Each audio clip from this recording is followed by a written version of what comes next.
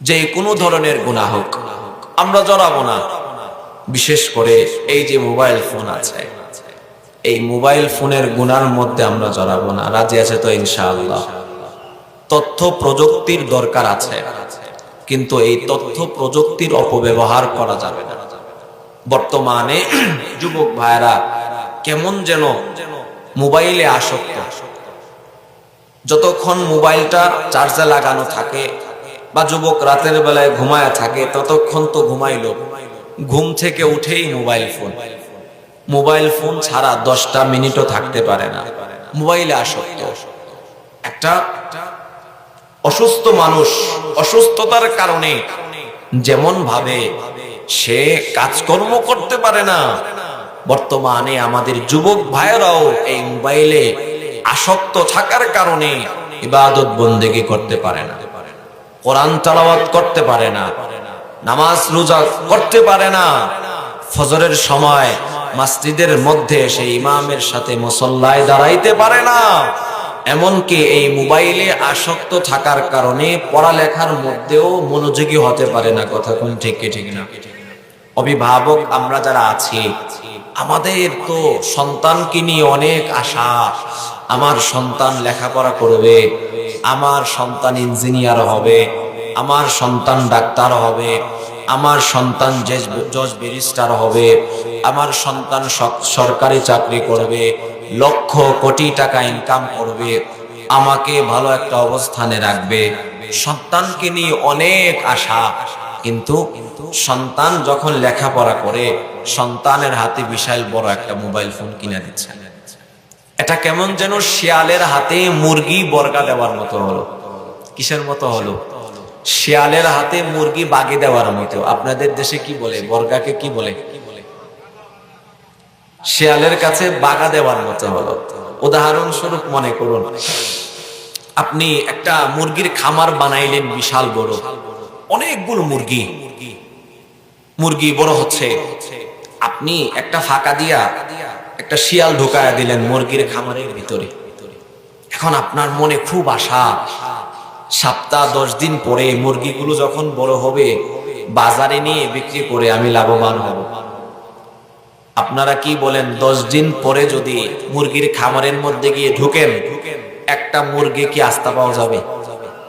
দেখা যাবে কোনোটার পা নাই, কোনোটার মাথা নাই, কোনোটার হাত নাই। কেমন যেন এই শিয়াল, সে তো 1 সপ্তাহের ভিতরে মুরগির খামারের মধ্যে তাণ্ডব চালাইবে, তাণ্ডব চালাইবে। মুসলমান, সন্তানকে নিয়ে আমাদের অন্তরে অনেক আশা। এই বিশাল বড় আশার ঘরের মধ্যে একটা শিয়াল ঢুকায়া দিলাম, ওই শিয়ালের নাম হলো মোবাইল ফোন। মুসলমান মনে রাখবেন, একটা শিয়াল একটা মুরগির খামারকে ধ্বংস করার জন্য যেমন যথেষ্ট, বর্তমানে তরুণ তরুণী যুবক যুবতীদেরকে ধ্বংস করার জন্য একটা মোবাইল ফোনে যথেষ্ট। যদি সে সতর্কতার সাথে মোবাইল না চালায়, যদি সে সতর্কতার সাথে মোবাইল না চালায়, দেখা যাবে তার স্বাস্থ্য ভাঙতে থাকবে, তার রুচির মধ্যে পরিবর্তন আসবে, তার মেধা দিনকে দিন কমতে থাকবে, সে গোপন গুনাহের মধ্যে লিপ্ত হয়ে যাবে, এক পর্যায়ে সে কাপুরুষ হিজলা হয়ে যাবে যদি সে মোবাইলের ক্ষেত্রে সতর্ক না থাকে।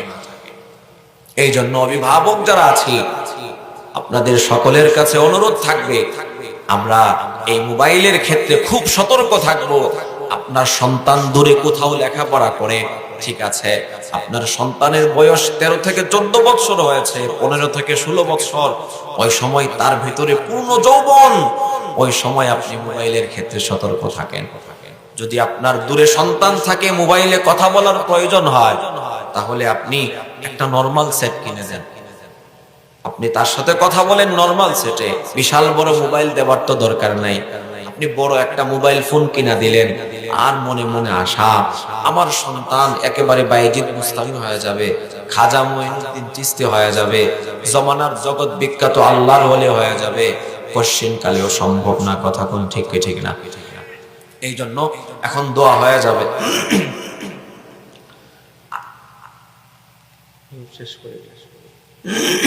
দোয়া হয়ে যাবে। আমরা সবাই ইনশাআল্লাহ নিয়ত করি আজকের পর থেকে কোনো গুনাহের সাথে জড়াবো না। নিয়ত করতে পারি তো ইনশাআল্লাহ? বিশেষ করে এই মোবাইল ফোনের ক্ষেত্রে সতর্ক থাকবো তো ইনশাআল্লাহ?